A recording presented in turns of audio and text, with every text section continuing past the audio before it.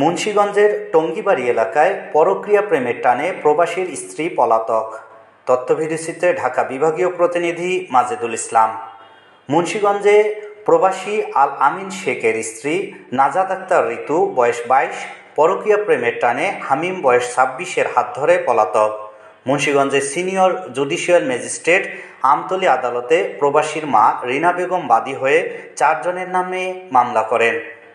জানা গেছে, প্রবাসী আল আমিন শেখ দীর্ঘদিন যাবৎ বিদেশে থাকেন। সদ্য বিবাহ করে বিদেশে কর্মস্থলে গেলে স্ত্রী নাজাত আক্তার ঋতু, পিতা বাবুল ঢালি, সাং দিপাড়া, ডাকঘর বেতকা, থানা টঙ্গিবাড়ি, জেলা মুন্সিগঞ্জ এর প্রবাসী স্ত্রী পরকীয়া প্রেমের টানে একই এলাকার শামীমের হাত ধরে প্রবাসী আল আমিনের নিজ বসতভিটা থেকে স্বর্ণালংকার, টাকা পয়সা নিয়ে পালিয়ে যায়।